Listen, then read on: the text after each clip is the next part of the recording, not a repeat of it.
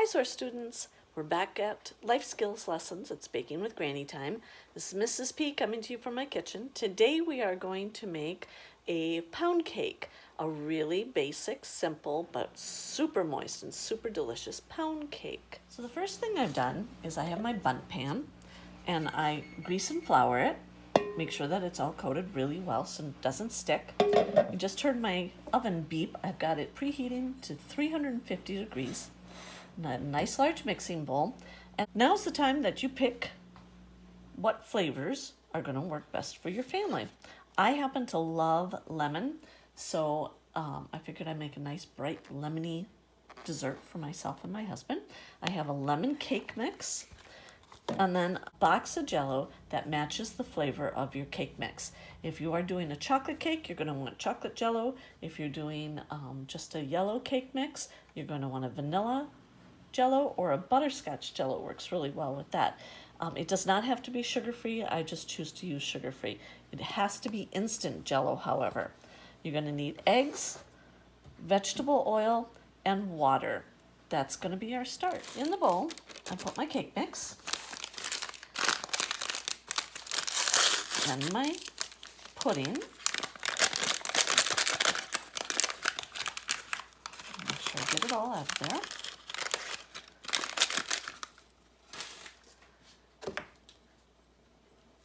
Then to that, I am going to add 4 eggs.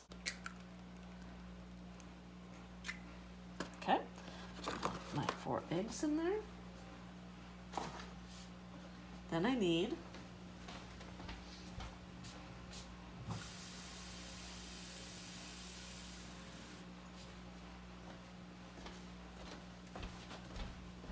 double check.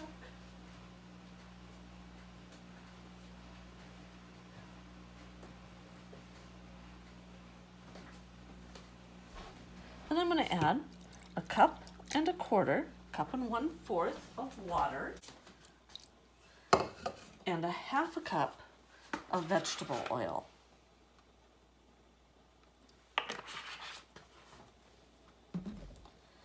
Once I have that all in there, I'm going to use my mixer and I'm going to start it out on low to get it blended and then go to medium. And I want to beat it for about 2 minutes.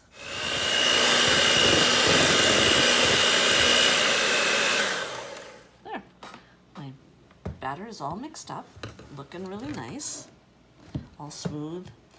As it beats, it is going to get a little thicker because that pudding is going to start thickening up a little bit, absorbing some of that moisture.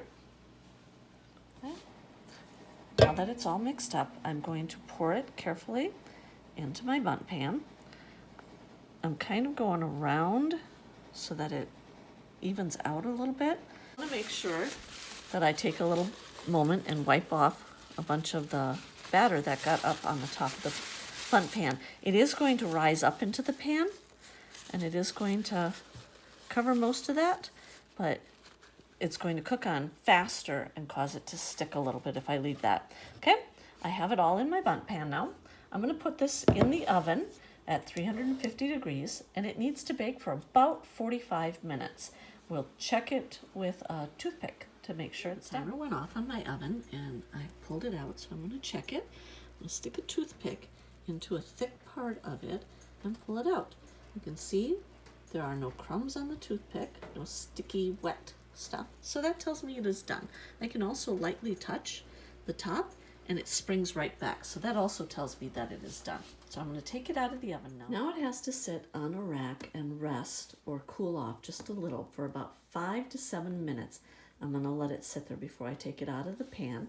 And I've got a plate ready that I'm going to invert it on. That's my serving plate so that it can continue to cool. Okay. Now I'm going to very carefully invert this onto the plate that I've my serving plate. I'm going to start by putting the serving plate over the top of the bowl and then using hot pads or mitts, I'm going to put my thumbs on top of the plate, wrap my fingers underneath the pan, and then flip it over. Okay, and then again, very carefully, because the pan is still good and warm, remove it. Now, this has to cool completely before I can frost it. The cake has had plenty of time to cool now, so it is ready to be frosted. In this case, you can use a lot of imagination with whatever you want to frost it, depending on your flavors. If you like canned frosting, then you get that and scoop some out into a bowl. Microwave it for about 7 to 10 seconds so that it becomes a glaze, and drizzle that over. So you can use any flavor of canned frosting that you like. Otherwise, just a powdered sugar glaze works, so powdered sugar and milk. If you've made your cake with chocolate cake mix and chocolate pudding, you can put some cocoa powder into your powdered sugar and milk glaze to make it a light flavored, chocolate flavored glaze. Because mine is lemon cake, I am going to make my powdered sugar glaze with lemon juice. I'm going to mix the powdered sugar and the lemon juice until I have something that oozes but does not run. So when I put it on the top of my cake, I want it to slightly ooze down the sides, kind of like lava, but not run like a river. Now I'm going to spread this over the top of the cake. I'm just putting it around the top,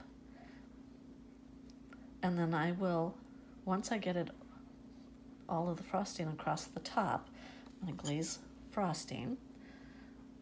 I'll start pulling it a little bit down the sides so that it starts dripping or looking like it's dripping, and drip down my sides. So if you like your glaze a little bit thinner, that's up to you. You and your family, make it however you want it.